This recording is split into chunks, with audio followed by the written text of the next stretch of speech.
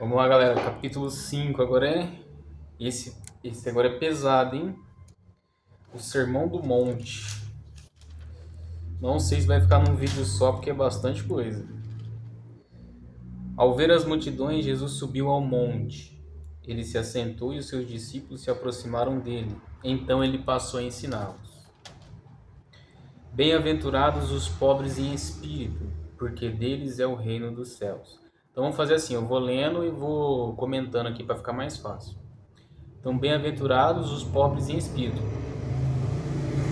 O que significa ser pobre em espírito? É reconhecer a sua falta de espiritualidade, vamos dizer assim, ou a nossa relação de espiritualidade com Deus. Deus é pleno em espiritualidade, Ele é o próprio amor, Ele é o próprio bem, Ele é o próprio Deus, então nós nunca chegaremos ao grau dele. Então, ser pobre em espírito é reconhecer essa dependência com relação a Ele. Pobres em espíritos, humildes, necessitamos dessa espiritualidade. Bem-aventurados os que choram, porque serão consolados. Perceba que uma coisa está ligada à outra. Normalmente, quando a pessoa se converte, que ela reconhece que ela precisa de mais espiritualidade, mais conexão com Deus, normalmente o choro vem de uma pessoa que entende a realidade dela. Então isso acontece com pessoas que estão sendo batizadas, isso acontece com pessoas que caem em si quando se convertem e percebem o quanto que as pessoas erraram, se arrependem. Então o choro vem de um coração voltado para Deus. E aí a recompensa, vocês serão consolados. Para cada atitude, para cada beatitude, para cada comportamento que Jesus está colocando aqui, existe uma recompensa. Então, bem-aventurado quem? Os pobres de espírito. Por que eles são bem-aventurados? Porque herdarão o reino. Deles é o reino dos céus. Percebe que a primeira bem-aventurança já fala do reino dos céus. E aí serão consolados, porque choram. Herdarão a terra, por quê? Porque bem-aventurados os mansos. O que significa ser manso? É ser como Jesus. Não tem como pensar em mansidão sem não pensar em Jesus e no Moisés. Porque, aliás, toda a estrutura aqui é para lembrar o Antigo Testamento. Assim como Moisés ele recebeu as tábuas da aliança, ele recebeu as leis no monte, aqui Jesus também está no monte e, em certo sentido, dando a lei, entregando a lei, só que agora a lei espiritual, a lei do comportamento desse novo reino, onde ele é o rei e ele é o proclamador desse reino. Ele começa o ministério dizendo: arrependam-se, arrependam-se, porque é chegado o reino dos céus. E essa aqui é a maneira, é a ética, é o código, é o padrão que as pessoas têm que seguir. Então, bem-aventurados os pobres de espírito, porque deles é o reino dos céus. Bem-aventurados os que choram, porque serão consolados. Bem-aventurados os mansos, porque herdarão a terra. Bem-aventurados os que têm fome e sede de justiça. É interessante que a comparação aqui é parecida com a que Pedro faz lá na carta dele, que ele diz que assim como crianças recém-nascidas desejam leite espiritual.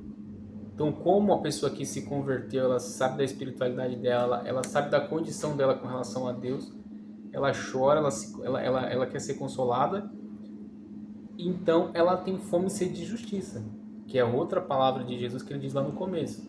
Quando ele vai ser batizado, ele diz: importa para nós fazer toda a justiça de Deus.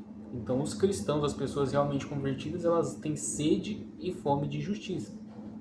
É um padrão, é uma marca do cristianismo. É buscar a justiça. E justiça também tem a ver com salvação e com a lei de Deus, né? Bem-aventurados misericordiosos, porque alcançarão misericórdia. Ou seja, como Deus é misericordioso com nós, o próprio Jesus já é um ato de misericórdia ao se entregar por nós para que nós não tivéssemos a condenação eterna, e nós também devemos transparecer esse comportamento de misericórdia com os outros. Bem-aventurados limpos de coração. Perceba que cada vez mais vão aumentando um grau, porque os limpos de coração aqui é limpo é até no pensamento. Ele vai falar disso mais para frente. Por exemplo, se você olha para uma mulher com desejo de tê-la, você já está pecando. Ou seja, bem-aventurados limpos de coração está falando para você cuidar até dos seus pensamentos, não pecar com os seus pensamentos. Bem-aventurados os limpos, por quê? Porque verão a Deus. Bem-aventurados pacificadores, porque serão chamados filhos de Deus. Aqui, pacífico é a pessoa que procura a paz, que procura a tranquilidade, que vive orando. Jesus diz isso, né? A minha paz eu dou. Eu não dou a que nem o mundo dá. A minha paz que excede a todo entendimento. E bem-aventurados os perseguidos por causa da justiça, porque deles é o reino dos céus. E aí, a consequência dessa pessoa aqui, como o próprio Jesus, é ser perseguido. Então, a marca do cristão, ao longo da história da igreja, tem sido o quê? Ser perseguido pela sua conduta. Agora, com relação a essas bem-aventuranças aqui, é interessante que a pergunta é: tem como nós sermos verdadeiramente encarnar essas bem-aventuranças aqui? Aí existe uma discussão. As pessoas têm alguns estudiosos que dizem que nós só alcançaremos isso quando tivermos com o nosso corpo, né, renovado, quando viveremos plenamente com Cristo. E aqui na Terra não tem como nós alcançarmos. A nossa busca é para que nós estejamos cada vez mais próximos disso. Só que isso aqui fala de um padrão tão alto que só o próprio Cristo e só o próprio Deus conseguiriam. E nós conseguimos, em certo sentido, graças ao Espírito Santo. Mas nós nunca chegaremos. Por quê? Porque isso aqui é uma perfeição e fala de uma... Como Jesus é uma pessoa que veio do céu, ele trouxe o padrão do céu para nós vivermos aqui. Então, bem-aventurados são vocês quando por minha causa os insultarem e os perseguirem, e mentindo disserem todo o mal contra vocês. Alegrem-se e exultem, porque é grande a sua recompensa nos céus, pois assim perseguiram os profetas que viveram antes de vocês. Isso aqui é lindo porque Jesus ele compara a gente com os próprios profetas que foram perseguidos. E os profetas eles só tinham um propósito, era o quê?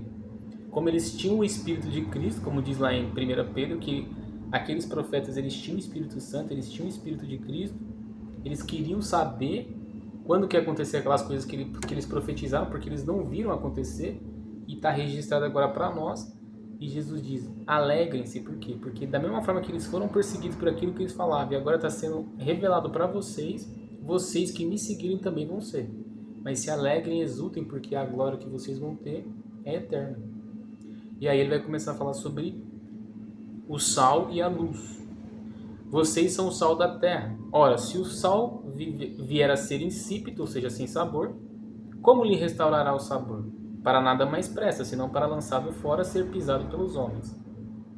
Vocês são a luz do mundo, não se pode esconder uma cidade situada no alto de um monte, nem se acende uma lamparina para colocá-la debaixo de um cesto, mas no lugar adequado, onde ilumina bem todos os que estão na casa. Assim brilhe também a luz de vocês diante dos outros, para que vejam as suas obras, que vocês fazem e glorifiquem o Pai de vocês, que está nos céus. Ou seja, todo esse comportamento aqui das bem-aventuranças, eles falam de uma essência, eles falam de um caráter. E esse caráter, essa essência, essa ética, esse comportamento, ele tem que ser externalizado em obras.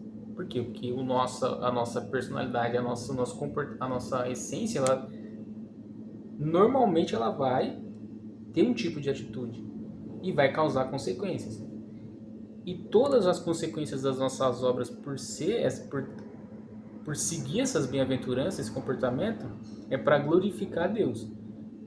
E o nosso comportamento diante do mundo vai ser de sal e de luz, como Jesus foi. Jesus era sal e luz o tempo todo.